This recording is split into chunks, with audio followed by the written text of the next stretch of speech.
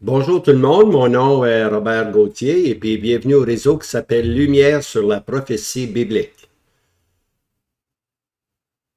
Un de nos thèmes, c'est que le puits est profond. Quand on est dans la prophétie, là, on va s'apercevoir que le puits est très, très profond. Et puis le chapitre qu'on prend présentement, c'est le chapitre 17 de l'Apocalypse. Et puis, c'est assez profond, vous allez voir. Alors, on va commencer. Et puis, regardez ici, là. On va faire ça de même. Le mystère de la bête, Apocalypse 17. OK? On a vu la semaine passée le mystère de la femme. OK? Qui est la fausse épouse. OK? Et puis maintenant, on va avoir un vidéo 2, 3 et 4 pour compléter le mystère de la bête. Comme je vous dis, le puits est profond. OK? Mais donnez-vous le temps simplement d'écouter et puis de considérer. Alors, Apocalypse 17, verset 7, on a lu que l'ange dit à Jean, pourquoi es-tu étonné, Jean? Je te dirai, moi, le mystère de la femme, ça on l'a pris dans la vidéo précédente, et de la bête qui la porte, qui a 7 têtes et 10 cornes. Alors là, maintenant, on va prendre le mystère de la bête qui porte cette femme-là. OK? Maintenant, on voit que la bête ici, elle a 7 têtes et 10 cornes. C'est toujours la description de la bête, ça. 7 têtes et 10 cornes. On va le voir là, dans ce qui va suivre. Là. Au moins, je pense que l'apôtre, il y a une référence à 7 têtes et 10 cornes 4 fois. 4 fois. On va regarder les 4 fois tantôt. Voilà. Alors, 7 têtes et 10 cornes. C'est la description de la bête. Remarquez bien, hein? 7 têtes et 10 cornes. Alors, la solution à l'énigme est dans cette description, c'est-à-dire 7 têtes et 10 cornes. Je le répète souvent, là. 7 têtes et 10 cornes. Ça, c'est la bête, on ne se trompe pas. OK, ça, c'est une photo. Regardez ici, là. J'ai fait une recherche dans YouTube sur Apocalypse 17 et puis j'ai regardé dans les images et puis il y en avait 1,5 million, 500 000 images. OK? Et puis, il nous présente toujours une femme assise sur une bête. Ici, on voit une bête avec 7 têtes, puis les têtes ont des cornes. C'est comme ça que le monde voit l'Apocalypse 17. Hein? Maintenant, je pense qu'il est amplement temps de démystifier ce mystère-là de la bête qui a 7 cornes et 10... 7 têtes et 10 cornes. Excusez-moi. OK. Maintenant, cette bête mystérieuse a aussi un siège social. C'est important, là. La femme, le mystère de la femme, on a vu qu'elle avait un siège social. Ce siège social-là, c'était à Rome, hein, avec les 7 collines, les 7 montagnes. Puis c'est là que le Vatican est. Maintenant, pour confondre un peu, là, voici que l'Esprit de Dieu va nous dire que la bête aussi a son trône à la même place, à Rome. Alors, c'est pour ça qu'il y a beaucoup de confusion, là. Il y a la femme, qui est la fausse religion, qui est Rome papale, qui a son trône à Rome, et puis la bête, qui a 7 têtes et 10 cornes, elle aussi, elle a son trône. Hein? Elle a son siège social à Rome. OK, Apocalypse 19, verset 7. Ici est l'entendement qui a de la sagesse. Les 7 têtes sont 7 montagnes où la femme est assise. Hein, c'est ça qu'on a vu. Alors, les 7 montagnes, géographiquement, nous donnent Rome papale où la femme est assise. OK, on appelle ça les 7 collines de Rome. Maintenant, ici, on a quelque chose de nouveau. Apocalypse 7, le verset 10, le verset suivant, ce sont aussi 7 rois. OK, c'est pas juste 7 montagnes. OK? C'est aussi, les montagnes nous donnent la location géographique, topographiquement, pour ainsi dire. OK? Alors, on parle de Rome, là. Mais on nous dit aussi que ce sont aussi 7 rois qui sont aussi à Rome. OK? Ce sont aussi 7 rois 5 sont tombés, l'un est, l'autre n'est pas encore venu. C'est tout un verset, ça. Ce sont aussi 7 rois. OK?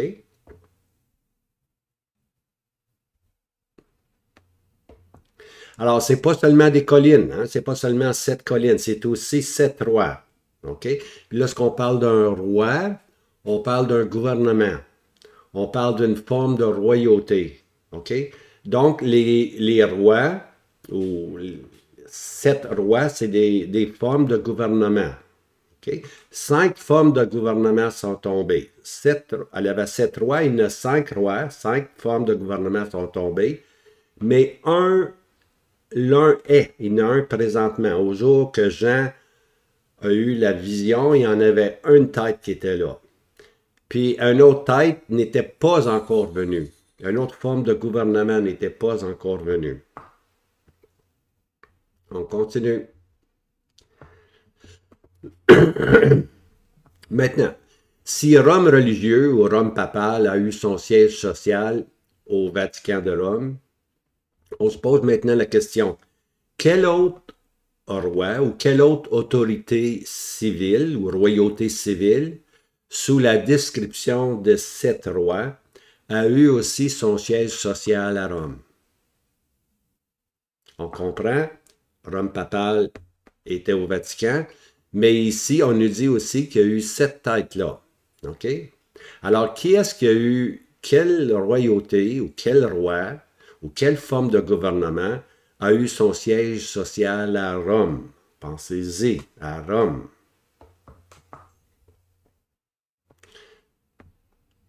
Donc, 5 sont tombés. OK?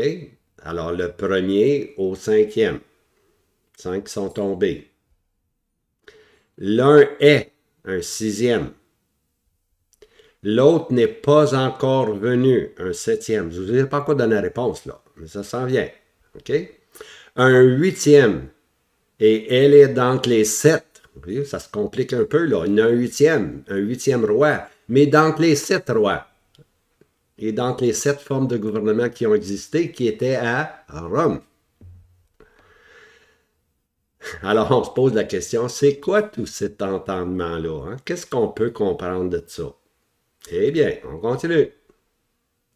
Maintenant, qui dit bête dit empire. Alors, c'est un dicton que j'emploie, là. Qui dit bête dit empire. Lorsqu'on parle d'une bête, on parle d'un empire. OK? On ne parle pas d'une bestiole, là. On parle d'un empire. C'est une image, les bêtes, Daniel, hein? Daniel avec les bêtes. Alors, c'est là qu'on prend, puis Daniel parle de 4 empires. Alors, qui dit bête dit empire. Il ne faut jamais perdre ça de vue. Lorsqu'on parle d'une bête, on parle d'un empire ou quelqu'un qui a une grande puissance. Alors, la statue, OK, Daniel, chapitre 2, nous présente une statue, OK? À partir de la statue, c'est Nebuchadnezzar qui tuait la tête. Hein? C'est Nebuchadnezzar qui a reçu maintenant le gouvernement de Dieu, OK? Le gouvernement de Dieu était jadis à Jérusalem, hein? Dans le sanctuaire, dans le temple de Jérusalem, Dieu contrôlait toute la terre. À cause qu'Israël était infidèle, Dieu a pris le trône puis l'a donné maintenant aux nations dans la personne de Nebuchadnezzar. Alors, il va y avoir dans Daniel 2, 4 empires qui vont se lever. OK? Puis chacun va avoir le trône, pour ainsi dire. OK? On appelle ça dans Luc 21, on appelle ça le temps des nations. OK? Alors, la statue de Daniel 2, ça nous présente les 4 empires, ou bien donc on peut aussi dire le temps des nations. OK? Le temps où les nations gouvernent. Alors, 4 empires vont occuper cette longue période qui va mettre fin à la suprématie de Jérusalem. Hein? Alors, Jérusalem est captif depuis 588 avant Christ jusqu'à 2023, c'est-à-dire maintenant. Jusqu'à maintenant, Jérusalem a toujours été captif. Hein? Alors, au chapitre 7 du prophète Daniel, ces 4 empires-là prennent un nouveau nom. Okay? On ne les appelle plus des empires, on va les appeler maintenant, je ne sais pas comment je l'ai mis, des bêtes, 4 bêtes. Okay? Mais c'est les mêmes empires, mais ils prennent un autre nom, on les appelle les 4 bêtes. Alors, Daniel 7 maintenant, au lieu de voir la statue, hein, avec Nebuchadnezzar qui est la tête et puis les 4 éléments qui la forment, voilà maintenant que Daniel nous présente une autre image comme étant 4 bêtes. Okay? Maintenant, la caractéristique d'une bête, c'est qu'elle ne regarde jamais en haut. Une bête regarde toujours vers la terre. Alors, ces empires-là ont agi comme des bêtes. Ils n'ont pas voulu reconnaître que c'était Dieu qui lui donnait le pouvoir. Hein? On se rappelle de Nebuchadnezzar lui-même, à un moment donné, il est devenu une bête. Pourquoi? Parce qu'il a mis une grande statue, puis il a dit, c'est moi, tu vois. Alors là, Dieu est intervenu, puis il est devenu une bête pendant une période de temps, jusqu'au jour qu'il reconnaisse que c'est le Dieu du ciel qui lui avait, jusqu'à temps qu'il lève les yeux, pour ainsi dire, que le Dieu du ciel lui avait donné ce pouvoir, puis à ce moment-là, il est restauré.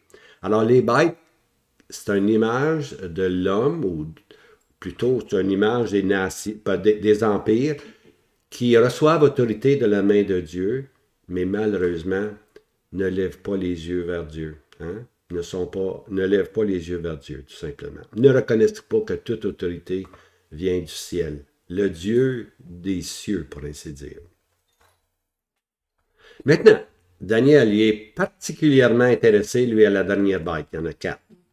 C'est la dernière bête qui l'intéresse, là. Puis, je pense que le verset... Alors, nous aussi, on s'intéresse maintenant à la dernière bête. Hein? Regardons sa description. Daniel 7, verset 19. Alors, je désirais de savoir la vérité. Puis nous aussi, bien-aimés, on veut savoir la vérité touchant la 4e bête. Hein? Cette bête qu'on voit dans l'Apocalypse. Hein? Cette bête-là était différente de toutes les autres bêtes. Extraordinairement terrible. OK? Parce que les autres bêtes, c'était un lion, c'était un ours, c'était un léopard. Mais quand on arrive à la 4e bête, là, elle est différente. Hein? Puis là, Jean, là, lui, il est pas Jean, c'est-à-dire Daniel, il est préoccupé par cette bête extraordinairement terrible. Ses dents étaient de fer et ses ongles d'airain. Elle dévorait, elle écrasait, elle foulait aux pieds tout ce qui restait. C'est le 4e empire qui a fait ceci. C'est un empire de fer. Elle dévorait, elle écrasait, elle foulait aux pieds. Daniel 7. Maintenant, le 4e empire, on sait très bien, nous, que c'est l'empire romain. Hein, c'est l'empire romain. Daniel 7, verset 20. Et touchant les 10 cornes qui étaient sur sa tête. Alors, voici cette bête-là, elle avait 10 cornes sur sa tête. Et touchant l'autre qui montait, en autre mot, l'autre qui montait, il y a une corne qui est montée.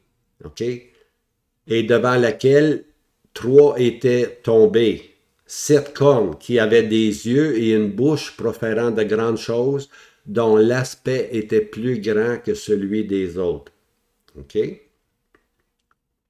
Maintenant, cette bête-là, elle avait 10 cornes, puis là, on s'aperçoit qu'il y en a une qui va monter. OK? Une 11e corne, pour ainsi dire, qui va monter.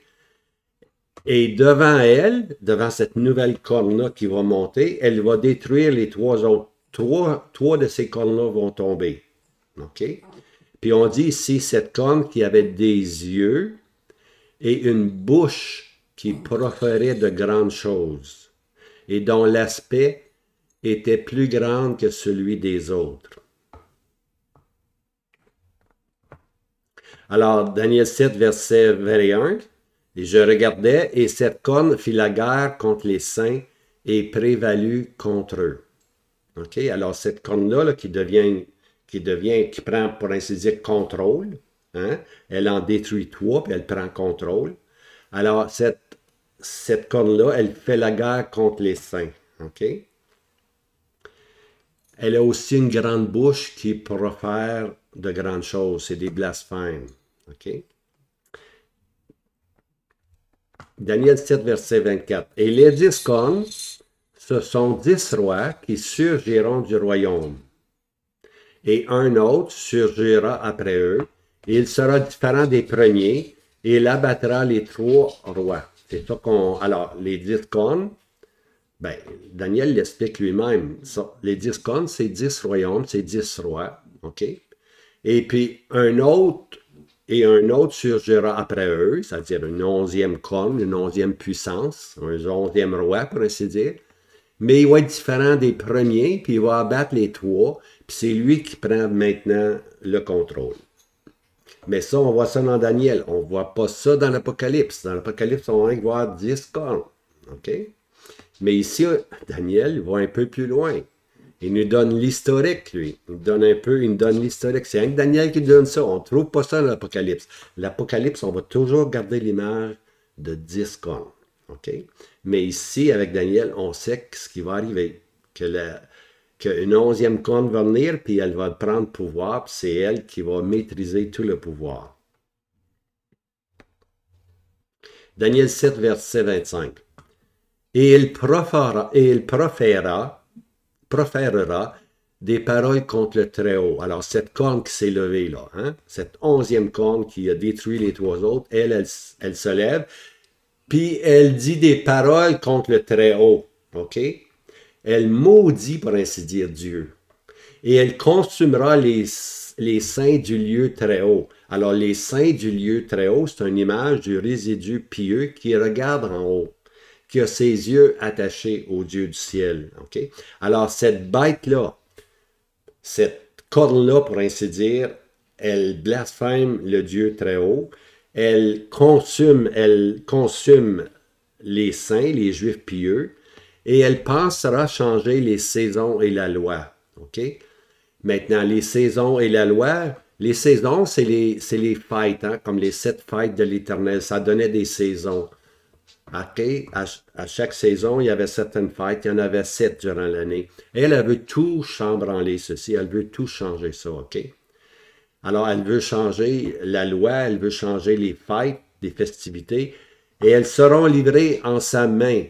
Alors, oui, elle va le faire. Elles seront livrées à sa main jusqu'à un temps et des temps et la moitié d'un temps, ou la moitié de temps. Maintenant, un temps, c'était entre une fête, entre les fêtes qu'il y avait annuellement. Alors, un temps, ça parle d'une année, OK? Alors, un temps, c'est un an. Des temps, c'est le double, c'est 2 ans. Puis la moitié d'un temps, c'est la moitié d'une année. Alors ici, on parle de 3 ans et demi. OK? Alors, ça va être livré, elle va prendre la saison des... elle va changer les saisons et la loi. Elles lui seront livrées pour un temps, des temps et la moitié d'un temps, qui est 3 ans et demi, ou 1260 jours. Alors, la bête ici, de Daniel 7, l'Empire romain civique, hein? L'Empire romain civique. On voit ici qu'elle va prendre contrôle sur 3 des 10 cornes. Elle devient le leader, OK? Le chef, le prince, l'empereur, appelez-le comme vous voulez. C'est cette corne-là, cette petite corne-là qui devient le leader, qui devient l'empereur, pour ainsi dire, de l'Empire romain. Elle dit des paroles contre le Très-Haut. OK? Elle blasphème Dieu. Elle consume les saints des lieux très hauts. Elle change les saisons ou les fêtes et la loi, et cela dure un temps, des temps et la moitié d'un temps, qui est 3 ans et demi ou 1260 jours. Maintenant, il y a une raison pourquoi je dis ceci, parce qu'on va aller voir maintenant dans l'Apocalypse si on peut avoir une aide pour identifier cette bête-là. OK? Alors l'Empire romain. Rome a commencé en 753 avant la venue du Seigneur Jésus, avant Christ. Okay? Son premier roi s'appelait Romulus.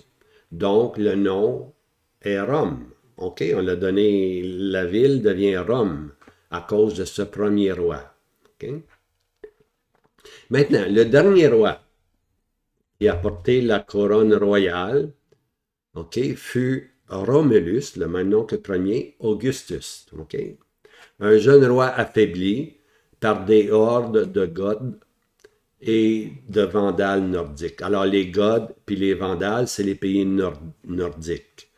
OK? Les pays nordiques, ça peut être, on peut dire, la Norvège, la Suède, tous ces pays-là. Alors, eux se sont révoltés, pour ainsi dire, contre l'Empire romain. Okay? C'est des gens qui aiment la liberté. Okay? C'est des gens qui aiment l'indépendance. Okay? Alors, ils se sont vraiment révoltés. Et puis, l'Empire romain elle n'a pas été conquise, l'Empire romain. Elle s'est effritée, pour ainsi dire. Elle est tombée en morceaux. Alors, ce qui est arrivé, c'est que Rome centrale, Rome, sur les 7 montagnes, Rome centrale était un système central, c'est lui qui contrôlait. Mais Rome s'est trop élargi, pour ainsi dire. Et puis là, il y avait de la difficulté à contrôler. Et puis Rome a été affaibli. Ça, c'est une raison. Une autre raison, c'est que Daniel 2 nous dit que, comment c'est dit dans Daniel 2? Je vais le trouver, le verset ici, là. Un instant. Parce que c'est agréable de retourner à Daniel, pour retrouver des petites informations. Daniel 2 nous dit ici,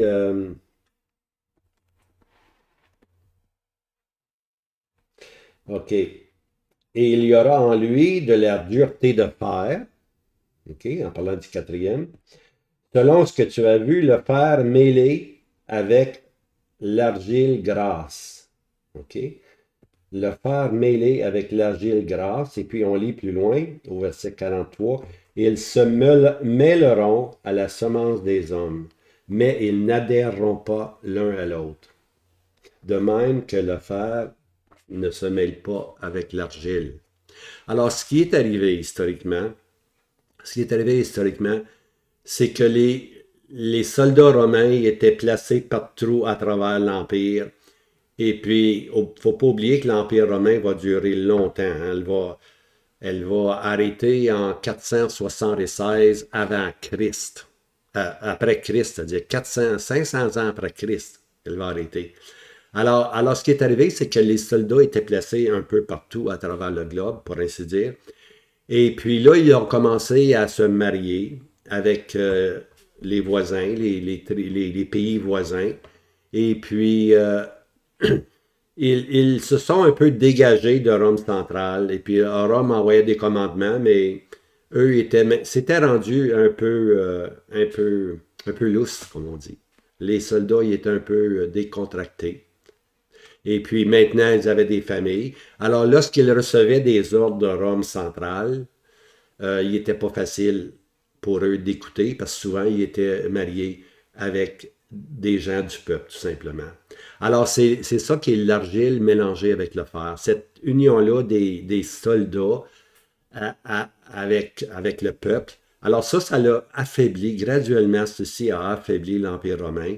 Et puis, lorsque les forces nordiques sont venues, les Goths puis les Vandales sont venus, ben, ils ont eu aucune résistance, tout simplement, parce que leur intérêt n'était plus avec Rome. Leur intérêt était avec leur épouse puis leurs enfants, tout simplement.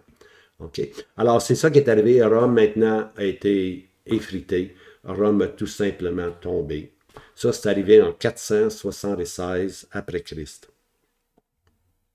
Daniel 2, 43. Ben, voici le verset. Et selon ce que tu as vu, le fer mêlé avec de l'argile grasse, ils se mêleront à la semence des hommes, et ils n'adhéreront pas l'un à l'autre, de même que le fer ne se mêle pas avec l'argile. Voyez-vous? Alors, c'est ça qui est arrivé historiquement. Les soldats ont marié beaucoup de gens autour d'eux. Alors l'Empire ne pouvait plus maintenant demeurer, tout simplement. En 476, l'Empire romain n'est pas vaincu comme les 3 précédentes. Hein? mais elle fait simplement s'effriter. Il n'y a personne qui a conquis, dans le fond, l'Empire romain. Elle s'est juste effritée. Hein? Elle a tombé. Maintenant, les pays qui formaient l'Empire romain, parce que l'Empire romain, c'était vraiment, l'Empire romain, c'était le territoire qui est l'Europe aujourd'hui. Okay? Alors, on peut dire que l'Empire romain, c'est maintenant l'Europe d'aujourd'hui. OK? Alors, tous ces pays-là, qui forment aujourd'hui l'Europe, là, qu'on appelle l'Europe aujourd'hui, c'est des pays qui sont encore indépendants. OK? Et chaque pays veut garder son indépendance. On ne veut pas qu'un pays soit plus puissant que l'autre. Hein? La France est là, mais on ne veut pas que la France devienne trop puissante. On ne veut pas que l'Allemagne devienne trop puissante. Cet esprit d'indépendance, ils gardent ça de leur père, pour ainsi dire. Hein? Et puis, c'est encore vrai aujourd'hui. L'Europe, même si on a essayé d'unir l'Europe, hein, l'union de l'Empire, on voit aujourd'hui que l'Europe est encore indépendante. Hein? Même si on a fait un genre d'union où il y a du commerce libre entre les différents pays de l'Europe, ça ne change pas qu'aujourd'hui, on est rendu au point où l'Angleterre, Brexit qu'on appelle, Britain exit, c'est-à-dire que l'Angleterre a quitté l'Union européenne, elle. Alors, on voit que leur union est pas... Il n'y a pas vraiment d'union. Chaque pays veut devenir indépendant. Et puis, ils ont trouvé une solution qu'on appelle, je ne sais pas si je le marque, c'est le statu quo. Ici, je dis, encore ces pays-là sont émergés par leur indépendance. Tout le monde veut garder son indépendance. On ne veut pas qu'un pays soit trop fort comparé à l'autre. Si un pays vient trop fort, deux pays vont s'unir ensemble, puis ils vont créer la balance du pouvoir. On appelle ça du statu quo. Ah, c'est ça. Le statu quo est la règle. On garde les pays là, toujours à la même force. On ne veut pas qu'un pays soit plus fort qu'un autre. Hein? Ça a toujours été comme ça en Europe. Ça l'est encore aujourd'hui, mais un jour, ça va changer. Un jour, ça va changer. Vous allez voir. Maintenant, en 476 après Christ, est-ce que c'est la fin de Rome? Est-ce que c'est vraiment la fin de Rome? Quand l'Empire romain s'est effrité, est-ce que c'est la fin? C'est ça qui est la question. Alors, historiquement, l'Empire a-t-elle refait surface sous la forme de 10 cônes et un autre cône qui se lève et anéantit 3 des cônes qui prend le pouvoir? Est-ce qu'on a vu ça? Ça, c'est Daniel. Daniel dit qu'il va y avoir 10 cônes, puis il y a une cône qui va lever, puis il va anéantir 3 autres cônes, puis il va prendre le pouvoir. Est-ce qu'on a vu ça?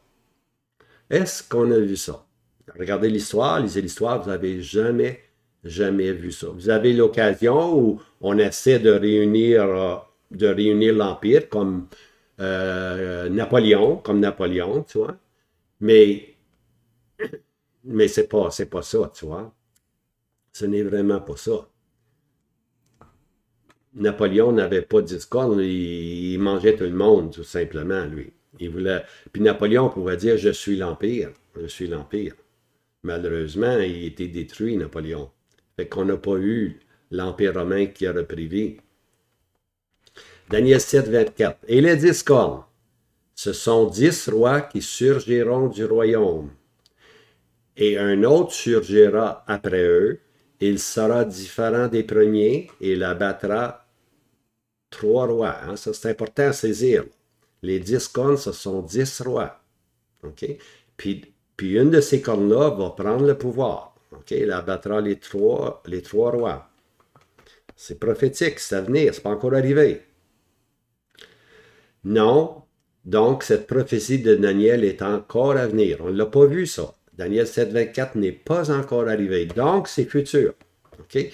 Donc, on doit s'attendre à ce qu'il y ait un empire qui prenne essence, pour ainsi dire, qui prenne vie, et puis qu'on voit ce spectacle-là ici. Mais pour le moment, on n'est pas rendu là. Daniel 7, 17, 19. Alors, Daniel, on a vu, alors je désirais savoir la vérité touchant la 4e bête. qui était différente de toute extraordinairement terrible. Alors, nous aussi, on veut savoir la vérité. On veut savoir c'est quoi la quatrième bête. Hein? C'est quoi la quatrième bête? C'est pas nécessairement 500 000 photos là, avec une bête avec 10 comptes. On veut vraiment savoir la vérité. Alors, vous aussi, vous voulez savoir la vérité, n'est-ce pas? Ou vous contentez-vous de 500 000 images de Google? Hein? C'est comme ça que vous voyez l'Apocalypse, avec les 500 000 images de Google quand vous allez sur l'Internet. J'espère que non. J'espère que vous voulez savoir le fond de l'histoire. Vous voulez savoir la vérité. Ou êtes-vous ceux qui frelatent le nouvel ordre mondial? Hein? Alors, frelater, c'est comme de l'alcool, puis tu mets de l'eau dedans, tu mélanges ça, tu vois, 50-50 ou 80-20, hein? 80% d'eau, 20% d'alcool. Alors, frelater. Alors, aujourd'hui, les gens frelatent la parole de Dieu. Hein? Puis on fait dire n'importe quoi à la parole de Dieu. Spécifiquement, aujourd'hui, on est dans un système d'ordinateur où on nous bombarde avec le nouvel ordre mondial. New World Order. Hein? Vous l'avez entendu parler. On entend un peu moins maintenant, mais on l'entend toujours. Alors, voici maintenant. La Bible est le nouvel ordre mondial. C'est ça qu'on veut nous faire comprendre. Ou bien donc, aujourd'hui, on parle de les plus grandes théories de conspiration, les sociétés secrètes du monde. Hein? Ça aussi, on en parle de ça, les sociétés secrètes. Hein? Et puis, c'est pas fini. Maintenant, on est rendu avec les origines de la mondialisation. La grande réinitialisation. Réinitiation. OK, on veut réinitier, recommencer, on veut recommencer, pour ainsi dire. C'est l'homme qui s'ingère dans la parole de Dieu. L'homme qui essaie de nous dire comment les choses vont se passer. Et puis nous, bien-aimés, on doit s'appuyer sur la vérité. On veut savoir la vérité. Puis la seule vérité, c'est la parole de Dieu. OK? Même aujourd'hui, regardez ça maintenant. Même aujourd'hui, on pose la question, on est rendu loin là. Ukraine, un nouvel ordre mondial. Voyons donc. Puis demain, ça va être quoi demain? Demain, ça va être la Chine. Demain, ça va être l'Iran. Ça finit plus. Ça finit vraiment plus. Cessons de regarder avec des regards humains. Cessons de regarder tout ce qui se passe puis essayer de tirer des conclusions. Allons plutôt à la parole de Dieu. Elle, c'est le chemin droit. Un chemin étroit, un chemin droit, mais qui nous mène à la vérité. C'est la parole de Dieu qu'il nous faut comme outil. Alors, c'est une pyramide humaine construite sur un verset. Alors, les photos, je viens de vous montrer, les images, c'est tous bâti sur un verset. Puis voici le verset. Apocalypse 13, verset 7. Et que personne ne peut acheter ou vendre, sinon celui qui avait la marque, le nom de la bête. Hein? Alors, là, on imagine un système là, qu'on ne peut pas acheter, qu'on ne peut pas vendre, puis là, on dit, c'est ça, c'est comme ça va être, puis on sort des théories complètement humaines. Okay? C'est basé sur un seul verset. Malheureusement, un seul verset ne suffit pas. Hein? Pas dans ce cas-là, du moins. Hein? Dis seulement une parole et ton serviteur sera guéri. Oui, ça, c'est un seul verset. Mais quand on rentre dans la spéculation humaine, oh boy, ça ne prend plus qu'un verset. Maintenant, est-ce que la Bible parle de la bête? C'est ça la question. Est-ce que la Bible parle de la bête? Absolument, la Bible parle de la bête. Daniel 7, 23, il dit ainsi, la quatrième bête sera un quatrième royaume sur la terre, qui sera différent de tous les royaumes, et elle dévorera toute la terre et foulera aux pieds et l'écrasera. Alors, la quatrième bête, on sait que historiquement, elle était située à Rome, sur les 7 collines, Puis cette byte-là, c'était Rome civil, Rome politique. OK? Alors, Daniel décrit maintenant l'activité de la byte. Voici, elle prend contrôle sur 3 cornes. Elle devient le leader. OK? C'est un empereur, c'est un prince. OK? On n'oublie pas qu'une 11e corne s'est levée et elle a pris le contrôle des 10. OK? Elle va devenir son prince, son leader, son empereur. Elle dit des paroles de blasphème contre le Très-Haut. On lit ceci dans Daniel. Elle consume le lieu, les saints du lieu Très-Haut. Elle va persécuter les Juifs pieux. Elle change les saisons. Elle change les saisons, les fêtes et la loi. Puis sa durée, selon Daniel 7, c'est 1260 jours. Ça, c'est Daniel qui nous donne ceci. Alors là, à partir de là, on a une peinture. OK? On a une peinture. Là. Maintenant, on va aller plus loin. On va faire un saut prophétique. On s'en va dans l'Apocalypse. Regardons si Jean, dans l'Apocalypse, peut nous donner aussi une image. OK? Apocalypse 13, verset 1. Et je vis monter de la mer. Je vis monter de la mer. La mer, Apocalypse 17 nous dit que c'est des nations, des races et des peuples. La mer, c'est une masse de peuples qui est en mouvement. Okay? C'est la confusion. Il va y avoir une confusion parmi les peuples, les nations. Puis parmi cette masse-là, là, il va sortir une bête, un individu, pour ainsi dire. Une bête qui va vouloir contrôler tout ça, qui va vouloir mettre de l'ordre dans la mer, hein? La confusion des nations. Alors ici, on parle qu'il va y avoir une bête. Qu'est-ce qu'elle a de l'air, cette bête-là? Elle avait 10 cornes et 7 têtes. Et sur ces cornes, des 10 diadèmes et 7 têtes, des noms de blasphème. Alors ici, là, on parle d'une bête, on parle de 10 cornes, un peu comme Daniel, mais on voit ici, comme Daniel, des blasphèmes, des noms de blasphème. Voyez-vous, là, ça c'est le premier signe.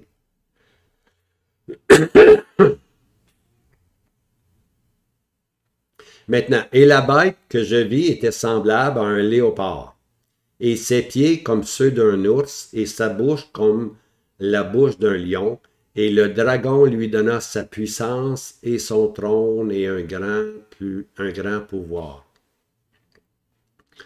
Alors, cette bête-là, qu'on vient de lire dans le verset 1, elle était semblable à un léopard, à un ours, puis à un lion. Ça ici, là, c'est un regard par en arrière. C'est comme si Jean se tournait et regardait en arrière. Puis qu'est-ce qu'il voit en arrière? Il voit historiquement le léopard, qui est l'empire des Grecs. Le léopard, c'est les Grecs avec Alexandre le Grand, la rapidité de la conquête d'Alexandre le Grand. Il voit ça. Puis qu'est-ce qu'il voit? Il voit aussi à ses pieds comme ceux d'un ours. Maintenant, il voit un ours. Un ours, c'est l'Empire romain, c'est l'Empire des Mèdes puis des Perses qui a beaucoup, beaucoup conquéri. Puis, encore plus loin, pour ainsi dire, il regarde dans l'histoire, puis il voit quoi? Il voit un lion. Ça, c'est Babylone, c'est Nebuchadnezzar, c'est l'Empire des Chaldéens. Okay? Alors, il voit là maintenant, il voit les trois empires, pour ainsi dire, hein, en partant des Grecs, en ayant vers les Mèdes, les Perses, puis finalement, il voit l'empire des Chaldéens. Mais aussi, on apprend quelque chose ici, que c'est cette nouvelle bête-là, qui a ces trois origines-là, pour ainsi dire, parce que la bête romaine, il ne faut pas oublier une chose, la bête romaine, l'Empire romain, a toujours voulu garder des caractéristiques des autres bêtes. Okay? Ce que le lion faisait, puis était bon pour eux, ils l'ont gardé. Ce que l'ours faisait, qui était bon pour eux, ils l'ont gardé. Puis ce que les Grecs ont fait, l'Empire romain n'a pas détruit tout ce que l'Empire grec a fait. Tu vois? Ils ont gardé la langue, ils ont gardé beaucoup de choses. Alors c'est l'Empire romain, qui était, elle, avec qui était avec du fer, hein, qui bousculait, qui basculait tout. Elle, néanmoins, elle avait la sagesse de garder les bonnes choses. OK? Alors ici, on voit que cette bête-là qui sort, cette quatrième bête-là qui sort, elle garde les éléments du passé. OK? Mais ce qu'il y a d'important ici, c'est le dragon. OK? Le dragon en jaune. Là. Le dragon lui donna sa puissance, son trône et un grand pouvoir. Voyez-vous la différence maintenant, là? C'est satanique. C'est le dragon roux, là, c'est Satan. Qu'est-ce que Satan fait? Satan a offert au Seigneur Jésus la puissance, le trône et le grand pouvoir. Quand le Seigneur est revenu après avoir passé 40 jours dans le désert, Satan lui dit, ben regarde, je te donne tout, là, regarde. Mais le Seigneur ne l'a pas pris. Mais ici, cette bête-là, hein, cette bête-là, l'Empire romain qui va reprendre vie, dont son leader va être un prince romain, lui va prendre la puissance, lui va prendre le trône, puis lui va prendre le grand pouvoir que Satan lui donne. Alors, c'est satanique. La bête va être satanique, tu vois. Non seulement l'Antichrist est satanique, mais la bête aussi est satanique, tu vois. Les deux sont antichrist. L'Antichrist est antichrist, mais la bête aussi est antichrist, voyez-vous. Alors ici, là, c'est Satan. On voit que c'est Satan qui lui donne un grand pouvoir. Alors, comme je disais, n'est-ce pas ici un regard vers les trois empires, les Grecs, les Mèdes, les Perses, puis les Chaldéens, oui. Le léopard, comme j'ai dit, c'était la rapidité de conquête, Alexandre le Grand. L'ours, la conquête vigoureuse, parce que les Mèdes, les Perses, en dernier, les Perses ont voulu traverser la mer Méditerranée, puis ils ont attaqué ce qu'on appelle l'Occident, ils ont attaqué la Grèce. Hein? Et puis finalement, le lion qui était Nebuchadnezzar. Tu vois?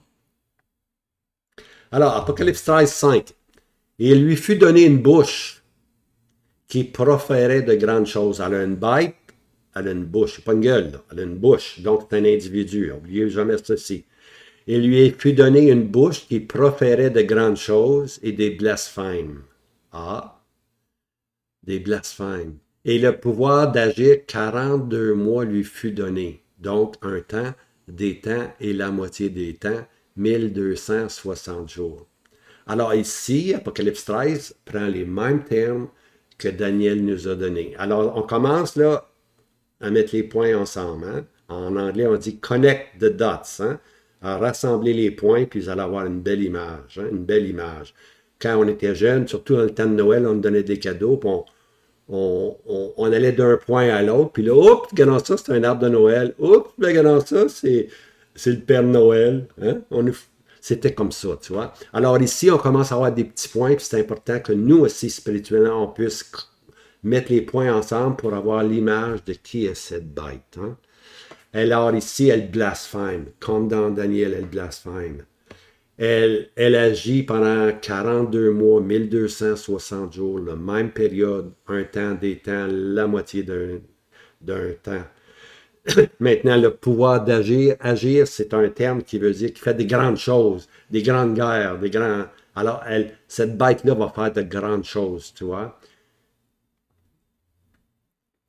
Alors, cette bête a une bouche, donc elle est humaine, OK? La bête blasphème Dieu, comme Daniel. Sa durée est comme Daniel, 1260 jours. Apocalypse 13, verset 6. On lit ceci. Elle ouvrit sa bouche en blasphème contre Dieu, voyez-vous, pour blasphémer son nom et son habitation. Elle blasphème Dieu qui est au ciel. Et ceux qui habitent le ciel, c'est les Juifs qui... le Juif pieux qui est en relation avec Dieu, ceux qui habitent le ciel. Alors, elle va persécuter ces Juifs-là qui croient vraiment au Messie, qui veulent être fidèles au Messie. Alors, on voit ici que les activités de la bête de Daniel 7 et Apocalypse 13 sont identiques. Donc, la bête que Daniel 7 nous décrit, qui a 10 cornes, puis une 11e corne va venir qui va détruire 3 cornes. On voit ici qu'elle apparaît dans Apocalypse 13. Okay? Mais Apocalypse ne nous donnera jamais le fait qu'elle va prendre les 3 autres cornes. Ça, c'est Daniel qui nous le donne. OK? Mais dans Apocalypse va nous montrer qu'elle va entrer au pouvoir. Elle ne nous dit pas comment elle va entrer au pouvoir, mais Daniel nous le dit. Elle va prendre contrôle des 3 autres cornes. Alors Daniel nous donne, lui, l'historique. L'Apocalypse nous donne, lui, juste les événements. On la voit simplement comme 10 cornes. OK?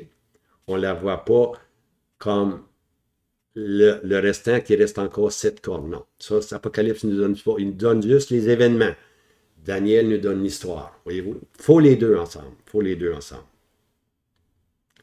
Nous allons maintenant voir d'autres points semblables. OK?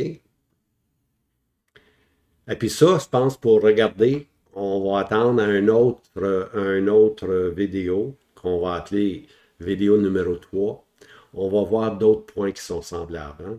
Alors, vous en avez assez maintenant pour que ça rumine un peu dans votre entendement, qu'on puisse comprendre que la bête qui sort de la mer, hein, elle vient, son origine, elle garde l'origine des 3 autres bêtes, des 3 autres empires, mais ce qui va la caractériser, elle, c'est que Satan va lui donner son trône, son pouvoir.